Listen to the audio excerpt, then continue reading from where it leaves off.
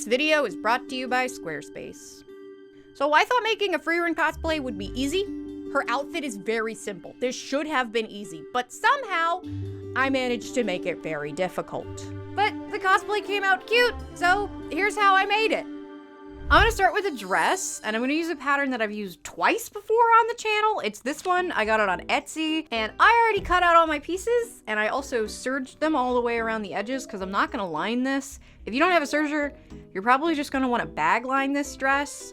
But you might also notice that I haven't cut out my center front yet, and that's because of the stripes. I couldn't find a striped fabric that was the width that I wanted. Also, her stripes in some of the images, the black lines are bigger than the white lines. So I'm gonna make the stripes, which isn't that hard, and it just starts with a bunch of strips of fabric. So I have a couple little white strips, a couple larger black strips, and then I have two even larger white strips to be the top and the bottom, so that I just have extra fabric there because it doesn't actually need to be striped there. But all I'm gonna do is take my big ones and lay them out. It needs to go white, black, little white, black. Am I missing a black stripe? There's only 3 black stripes. Don't need that one. I had 1 extra white one. So you can probably figure what I'm gonna do next. I'm gonna take these, I'm gonna put them right sides together, and I'm gonna sew them up.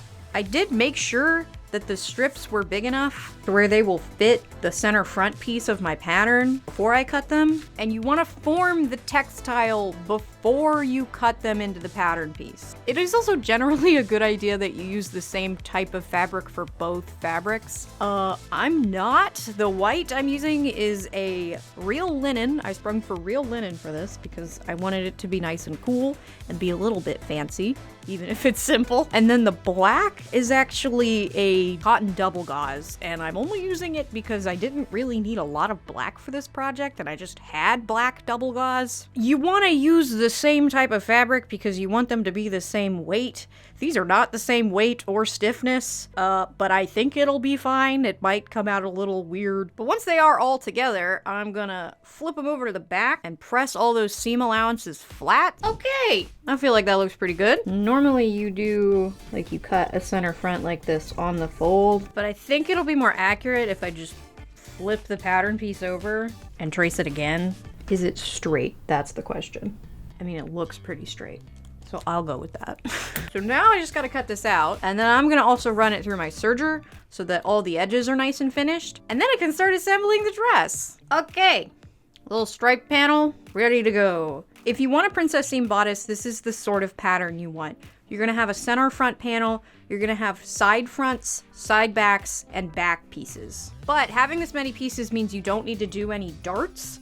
And I personally hate darts. I think they're really annoying. I think they never fit as good as a whole seam does. And they also never really look as good as a whole seam does. So especially if you're a beginner, avoid darts at all costs. Because we don't have any darts, these go together really simply. The side fronts get attached to the fronts, the side backs get attached to the backs, the side seams go together. And before I do my shoulder seams, I'm actually gonna go through and press all of my seams flat because it's just gonna be easier to do it now.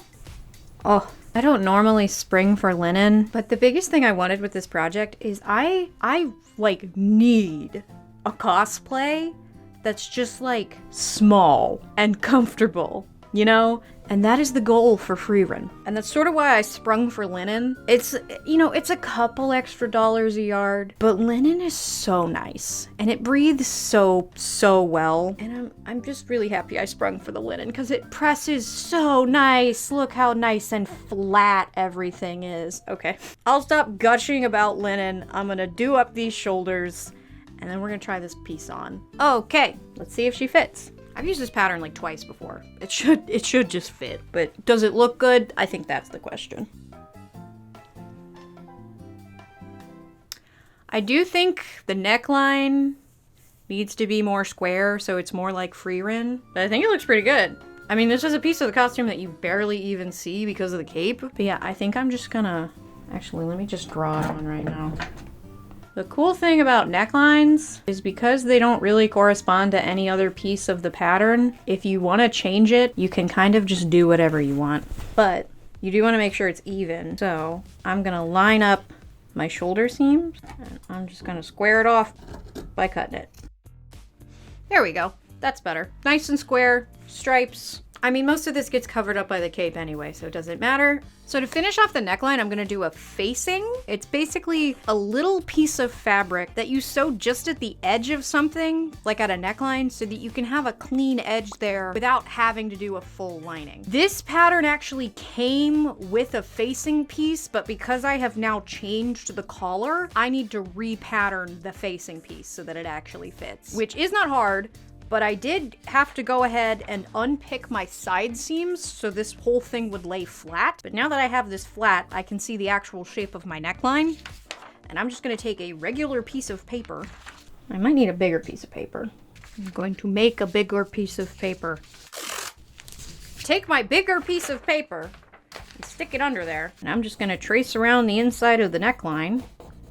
Move this, and then add a little bit of extra. You don't need a ton. You don't want a ton, but just a little bit. It can be kind of arbitrary because this just goes on the inside. No one's ever gonna see it. Now I just gotta cut my new little pattern out of the paper and then cut this out of a piece of linen. So to install it, I'm gonna get my bodice laid out flat, and then I'm gonna take this and I'm gonna put it right sides together. This is the wrong side, because it's ugly. The wrong side is the ugly side. This doesn't really have a right or wrong side. I'm gonna line this up around the neckline. Now, I just need to sew around my neckline. But I'm not just gonna sew around the neckline once, because there's a really cool thing you can do with facings that makes them look really, really nice and keeps them in place correctly. Basically what I'm gonna do is understitch the seam allowance to the bottom of the facing. And all it really does is help keep the facing like flat and where it's supposed to be. But to do it, you basically just like splay all this stuff out, push all of your seam allowance over to the facing, and then bring it over to the machine, and you just sew down the seam allowance onto the facing. And it is the kind of thing that where when you're sewing it, you have to constantly be making sure everything is flat and that you're not getting any of the layers that are not supposed to be there. It's also a cool thing because you don't really have to get it super straight because it's gonna be on the inside of the garment, but it is pretty worth doing. And once I get that stitch in, I'm going to put the whole neckline over my pressing ham, which is just it's this thing. It's a thing that you press curves over, and I'm gonna press the neckline flat. And that is my neckline. So on this side, it's like perfect, like nice, clean, don't even see a seam. And then on this side, there's just that little facing. And you can kind of see how like it kind of wants to flip up, but that understitch in there is gonna help it not do that too much. Yeah, I still gotta put the side seams back together, but once I do that, we can start working on the skirt. So from what I can tell, Frieren is wearing a quarter circle skirt, which means I did not need to buy a pattern. Any skirt is easy to pattern, but especially when it's a variation of a circle skirt, it's really, really easy. So basically, quarter, half, three-quarter, full, double, triple, quadruple, you get the idea.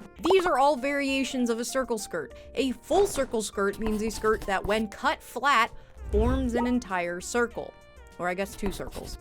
This makes for a skirt that's slightly fitted at the waist, but then grows into a very nice flounce and flare at the bottom.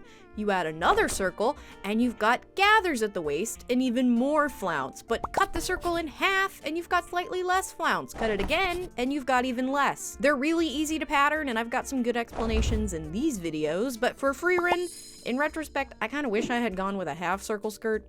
But here's what I went with. And I've taken my quarter circle skirt and halved it again. So now I have 2/8 of a circle skirt. And I did that so it was a little easier to cut out, but also so I had some seams on the side to add some giant insert pockets. And is a cosplay even comfortable if it doesn't have some giant pockets that I can't fit my entire tripod in? So insert pockets are really easy. But I have 2 pockets ready to go, and I have 2 pieces of each pocket, but I also marked where I want the pocket to start, because a thing I keep doing is putting my pockets like too high, and then the top of the pocket ends up in the seam, and I lose part of my pocket, and my pocket gets smaller, and I don't want that. But to install them, I'm gonna grab just one piece of my skirt, and I'm gonna take one side of each pocket and put them on the skirt panel, and pin them on there. Now I just gotta sew from the top of the pocket to where I want the pocket opening to stop. So those are in on one side, so now I gotta do it to the other side, but because I have made myself 2 different pockets,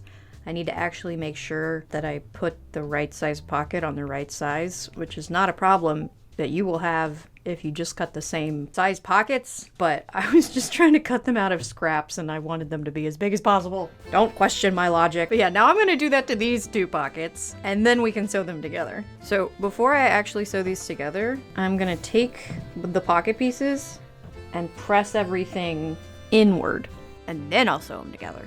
Do I finish the skirt seam first? I don't think it matters. Basically the next 2 things I need to do are actually sew the rest of the skirt together and then sew these to each other. But I'm gonna do the skirt seam first. I think that's how you're supposed to do it. Now I have an inside out skirt with 2 floppy pieces of fabric, and now I'm gonna make my floppy pieces of fabric into a pocket by sewing them to each other. So I'm just gonna sew all the way around the pocket bag and then up this bottomy part, and then I'm gonna serge those edges so that they're not raw edges anymore. Pockets! Fresh, hot, insert pockets. And I went ahead and pressed it before I sewed it because that means that these pocket slits will be nice and flat now. And now I just gotta press this part. Putting an emphasis on pressing on this video because I feel like I don't emphasize how much you should press stuff. But if you, like, look at this. I'll just show you. Look at that. Does that look nice to you? Well, wait just 1 minute. See? Now that's nice. That's nice, that's flat. You compare that to this. It's a big difference. It doesn't seem like it's a big difference, but it's a big difference. It makes it look so much better. But yeah, here's my skirt. Very simple. Looks just like Frieren's, except no gold yet, but pockets are in, and it is ready to be sewn to the bodice, except I also need to cut a slit in the back for the zipper. I went ahead and I cut down the entire back of the skirt, so now I can have a whole skirt seam, because I do not trust myself to install a zipper by just cutting a slit and have that look good. No, we're doing a whole seam, because I am going to try to actually properly install an invisible zipper to the point where it's actually invisible. But before I can do that, I need to get my bodice and my skirt sewn together. Get this girly laid out. Gonna get my skirt, lay that out. All right, that's all pinned together. Now I just gotta sew both of them together right through here. And there's no gathering, so it shouldn't be super hard. Anytime a skirt is like gathered, I always manage to get it looking really weird and it never comes out right.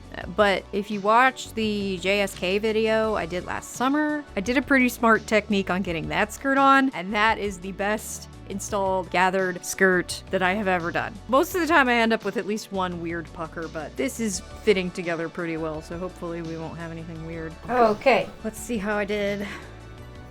Huh. I did pretty good. I mean, yeah, it's not, ooh, how is this? Oh, somebody called Lizard Lee because I think we've got, that one's not great. This one is though. I think we've got a blessed seam. I think I could call that a blessed seam. You get a perfect little square and it's blessed and it's good luck or something. And if you don't repost it, then it's bad luck or something like that. Anyway, I'm gonna press this open, and while I'm doing that, I'm gonna prep my zipper. Because another thing you're supposed to do when you do an invisible zipper install is you're supposed to actually iron the zipper teeth open so that you can actually get in there almost under the zipper teeth when you sew it. You'll see. But you're just supposed to like use a light iron setting so you don't melt the zipper and open it up a little bit. And then I'm going to do my invisible zipper install. Going to do it a way that I haven't done before, that I've seen like 3 other people do it this way, and that actually makes it invisible. Okay, zipper's prepped. So this is the apparently how you do an actually good and actually invisible zipper technique. So instead of doing anything to the zipper, first I need to get my 2 sides where the zipper's gonna go. I need to get them right sides together, and I need to baste them together. A basting stitch is basically just a temporary stitch that you're gonna take out later. So you wanna do your longest stitch length on your machine so that there's less stitches of it in general, so that it's easier to take out later. Okay, were basted. So this back seam is just together, but the stitch is not like the permanent stitch. It's a temporary stitch. So now I'm gonna press this whole seam open. So now I wanna get my zipper and I'm gonna pin it to just the seam allowance. So like, you look, I'm not pinning it to the dress. I'm just pinning it to the seam allowance. And then I'm going to take the rest of the zipper and line up the middle of the zipper with that seam. But I'm not just going to use the pins to hold it in there, because the next thing I'm going to do before I machine sew it is I'm going to hand baste the zipper tape to the seam allowance. You could just do the whole thing with pins, but I'm not gonna. I'm gonna do it the hand sewy way, because it just means that you will probably get a well installed and probably invisible zipper. Once the hand basting stitches were in, I'm gonna take the machine basting stitches out. So not the ones I just did, the ones that aren't even on the zipper. And then to actually sew the zipper onto the seam allowance properly, I'm gonna get my invisible zipper foot, which is not like a regular zipper foot. It's this weird little foot with a hole in it, and then at the bottom there's a groove. The groove is where the zipper teeth go. So you gotta line up the zipper teeth into the groove and then sew. And I'm not doing a basting stitch anymore, so I wanna use a regular stitch length, and a regular stitch length is like 2.5. Then I'm just gonna sew the zipper to both sides, and we'll see how it comes out. Okay, I haven't taken out the basting stitches yet, but let's see how I did. How invisible is this invisible zipper?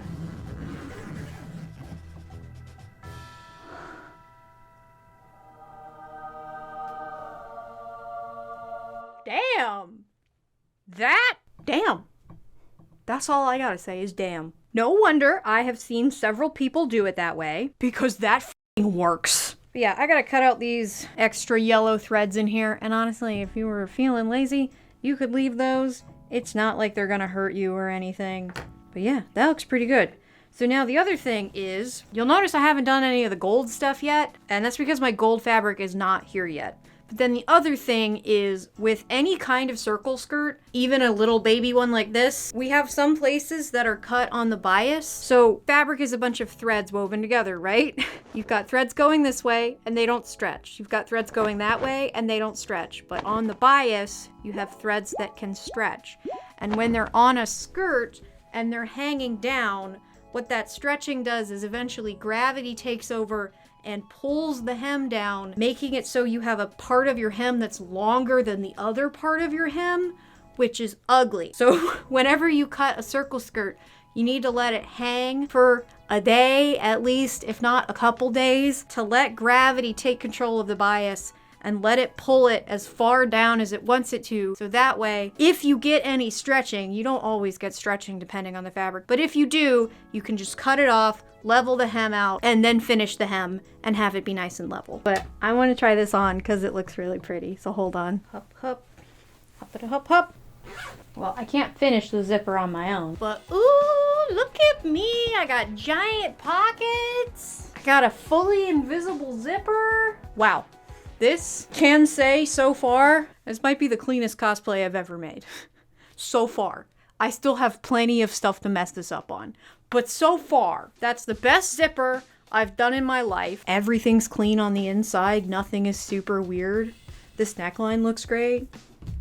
Who am I? Where did I come from? But yeah, I gotta let the skirt hang for a couple days, and I guess I'll start working on the cape. Actually, I'm gonna do the trim instead because my gold fabric came. So it's this really pretty gold brocade. I got it on sale from Fabric Direct. Normally brocade's pretty expensive, but this was like $9 a yard. I think this is where everything's gonna go wrong, because this looks like it might be a little annoying to work with. I've never used a brocade before, but from what I understand, they fray pretty bad. I just hope I bought enough of it, because I need to cut probably almost all of this into bias strips. You wouldn't want to do trim like this on strips that were cut on the grain or the cross grain. I know it's the cross grain because it crosses over the selvage. That finished edge of fabric, that's the selvage. Both the grain and the cross grain, they don't have any stretch. But the bias, look at that stretch. It's not a whole lot of stretch, but it's enough to where the trim is not going to like fold over and look kind of weird on the curves of the cape and the skirt. The problem is cutting things on the bias takes a lot more fabric, because what we gotta do is we gotta take our fabric and we gotta find the 45-degree angle, which you usually just do by folding it at a 45-degree angle, and wow, that's the bias. I only bought a yard of this fabric, but I need 116 inches of 10-inch wide bias strips. Because what I'm gonna do with the bias strips is fold it 4 times. So the actual trim only needs to be 2.5 inches wide, but I need 4 times that to get it to be double fold bias tape. You need that much so your raw edges can fold in and so they're not on the outside. I need so much bias tape that I need to take this down to the kitchen floor because my table's not big enough for this piece of fabric. I do also need a couple smaller strips for around the collar, but I'm just gonna use my quilting rulers to make sure they're all the right size. Well, turns out I can't actually cut the bias today because all of my heat erase pens are out of ink. I'm gonna lose my fucking mind. And the chalk will not work on the brocade. So I guess I am gonna do the cape now. So I also bought a pattern for the cape, but I still had to heavily alter it. I've done plenty of capes before, but I've only ever done like circle capes. And I thought this would be a pattern for not a circle cape and more of a structured, like slope off the shoulders cape, but it wasn't. It was basically a circle cape. Because I bought the pattern, I can't really give you the pattern that I altered, but I can show you this. This is the chunk that I took out of the pattern. If you buy the pattern that I bought, it was like $3 on sale. So you can buy that pattern and then screenshot this and cut this part out, and you'll get this! So I don't know why I cut the backs in 2, that was kind of dumb. I really should have cut the backs in 1, but I'm gonna have a center back seam. Doesn't super matter. Here's the backs, and here's my fronts. And then the collar's gonna be a whole thing on its own. For now, I'm gonna get my center back seam sewn together, and then I'm just gonna get both of the side seams together, and I'm gonna press everything flat, and then I can't do anything until my friggin' heat erase pens get here, and I can actually cut that bias tape. But I will try it on. Here's cape. Yeah, I like it. It's got a little bit of floatiness. Yeah, I knew this was gonna work because I did a mock-up for it, because I changed the pattern, and if you change a pattern in any way, you should probably do a mock-up. But now I have to wait, because I can't live without heat erase pens. I absolutely refuse to. It's my own damn fault. I am working on a larger project that required me to mark out a really big pattern in heat erase pen, and it ate like 3 of them. It's fine, they'll come tomorrow.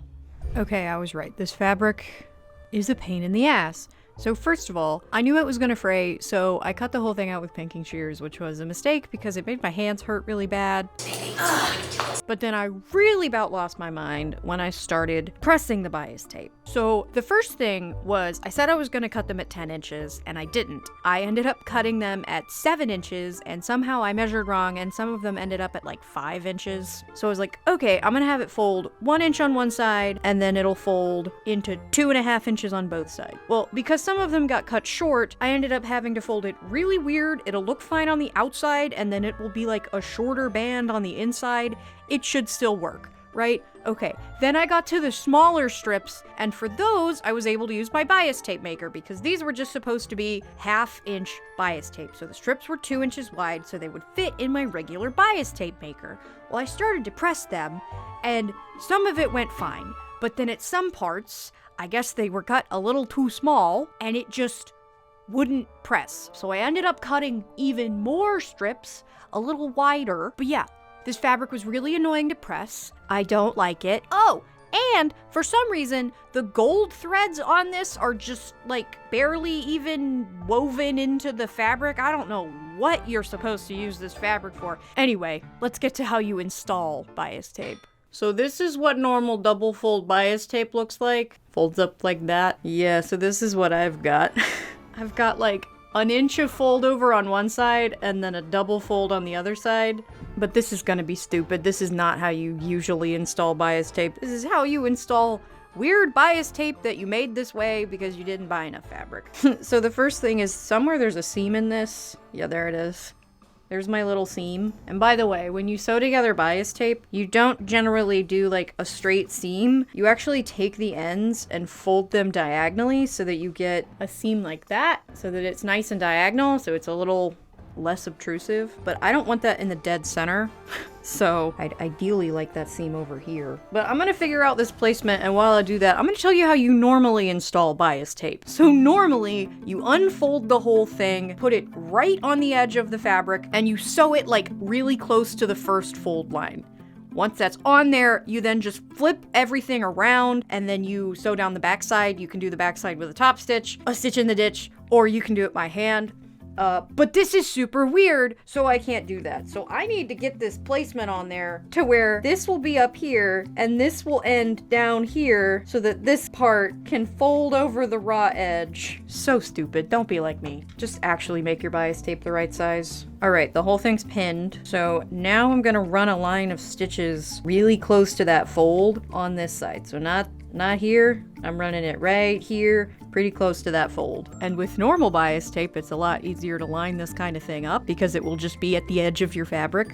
But this is stupid bias tape, so I have to do this stupid.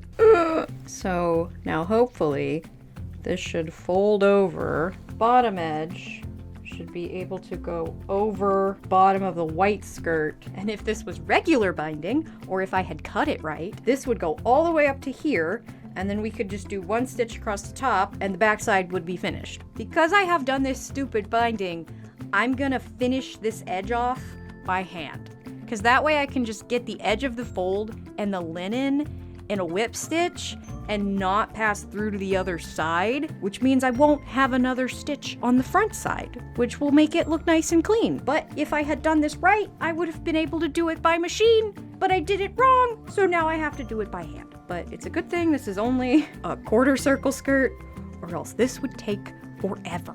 But once I've got the entire hem completely secure, I can move on to the sleeves. So I've got my sleeves prepped and ready, and I'm gonna do the cuff before I attach the sleeve to the dress because it's gonna be a little easier that way. But this is a pretty scuffed way to do this cuff.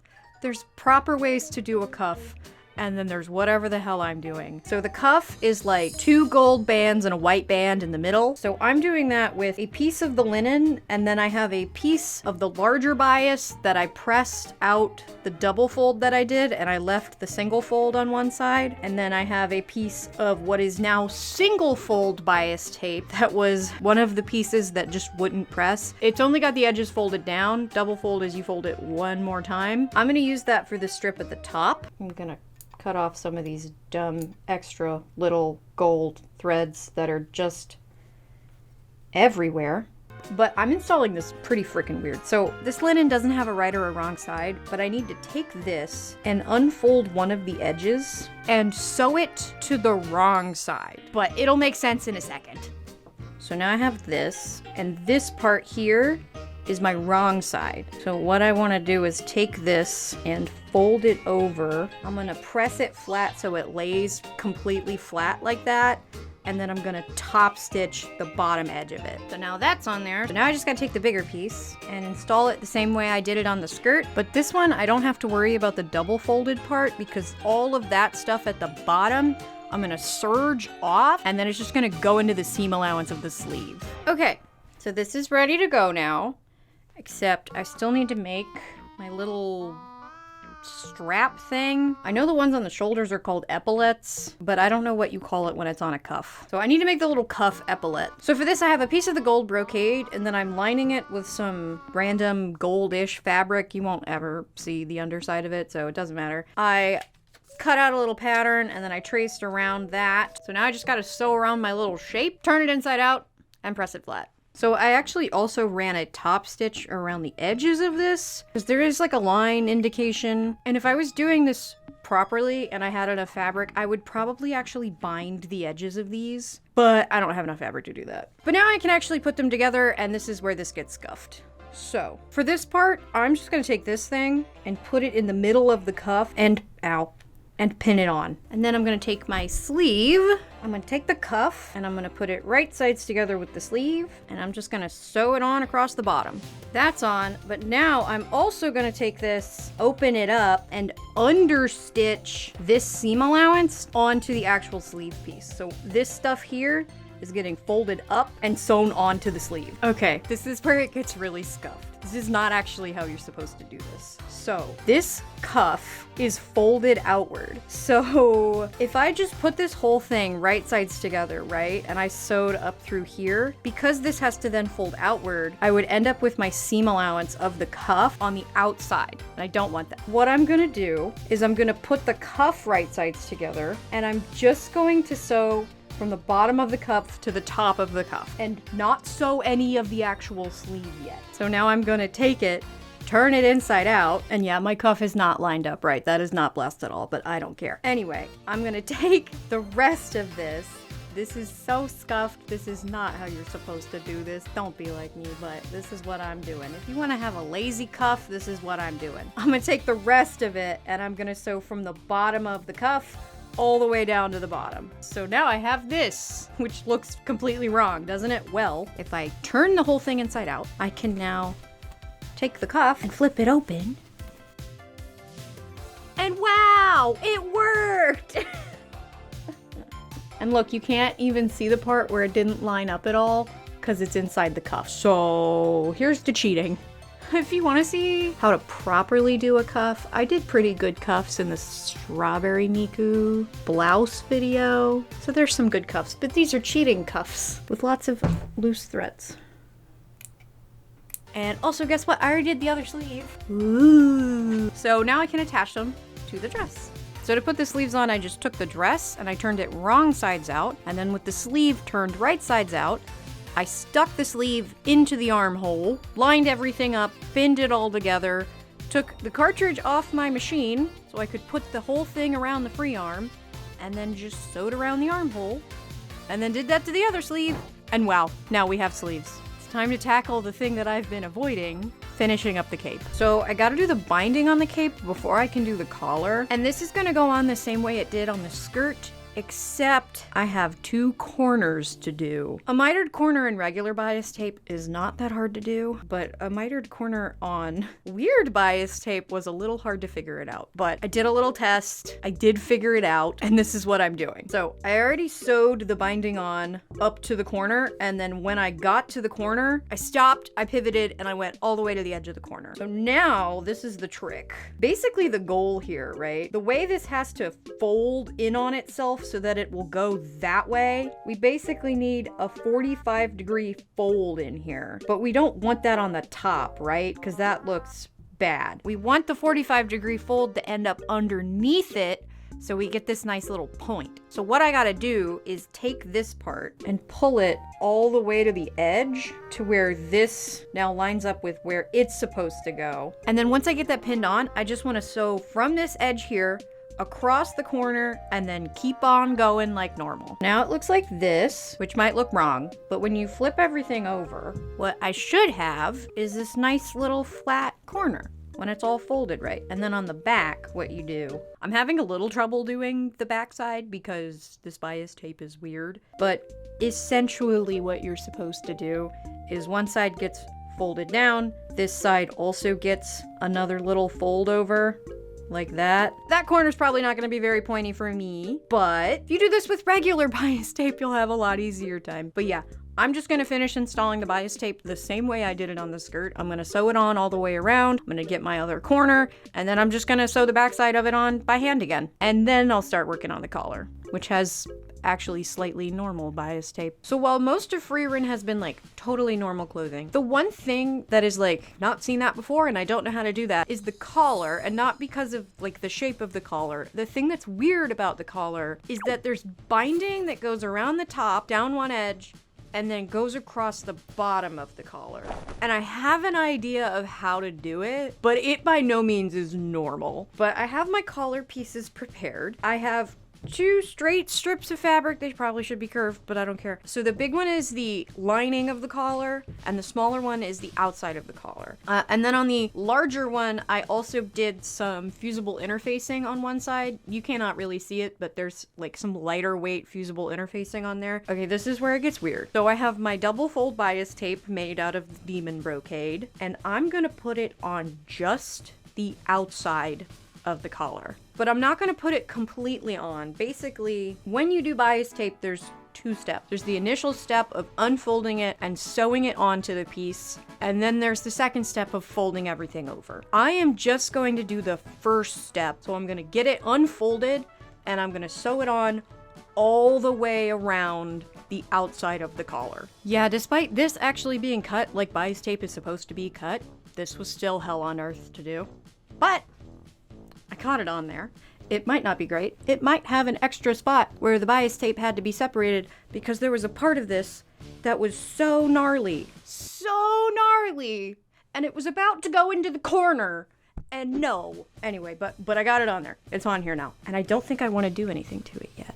I think the way this is going to work for me is I want to take my lining piece, and I want to take my cape, and I think I want to sew it wrong sides together. Ooh, so I need to make sure I know which side this goes on. I need my mock-up. Here's my mock-up. When I did this, I did the binding actually totally differently. I did the binding first. This side's longer, so I want... Am I sure it's that way? Is the mock-up correct? Yeah, the mock-up is correct. Gotta make sure. I'm not good with my left and my right. Is that what I want? No. That's not what I want. I don't think I want it right. I think I want it right side to wrong side. So I was wrong. This is the wrong side of the cape. I'm taking the right side of the collar and I'm putting it on the wrong side of the cape. If it doesn't work, you can't blame me for trying. But if it works, then I'm a genius. Okay, all right. This is pinned, so I'm gonna sew them together this way. And hopefully it'll work and not be a mistake. It might be that. I feel like it's 50-50. It could be either of those things. Okay. So now from the outside, I have a bunch of raw edges. I'm gonna go ahead and press all of this stuff upward. And the idea is that this and its bias tape will cover all of the ugly stuff. Right? It's pressed. So here's the magic trick. So I'm gonna take the outside of the collar, I'm gonna get all of the bias tape open, and I'm gonna pin it so that the top edges all line up, and I'm gonna keep the bias tape open. So now I'm gonna sew together up this little corner, go all the way across the top, and down the other corner within the bias tape. So basically doing a stitch over the stitch that I did to get the bias tape on in the first place. And that is gonna attach the outside of the collar to the lining of the collar. So now I have this. So what I should be able to do, I should be able to fold the bias tape over, and it should go pretty normally on the top side. Yep, it's doing what I want, despite it being a demon fabric. But then the bottom edge, I should just be able to fold it normally over that excess, and then place it over all of those raw edges. Haha! And it'll end up looking like that. And there's no raw edges on the inside. Woo! So it was a crazy plan, but it worked. The only downside is now I need to finish the entire collar by hand sewing it. I'm gonna whip stitch the bias tape across the top to secure it. And if I'm feeling fancy, I might do a blind stitch or a ladder stitch on the bias tape on the bottom. But once I finish all the hand sewing on this collar, I just got to get the little epaulets on, and I made those the same way I did the ones on the sleeves, and I'm just gonna hand sew them onto the cape. And then I gotta hand sew all my buttons on, and Frieren will be freaking done.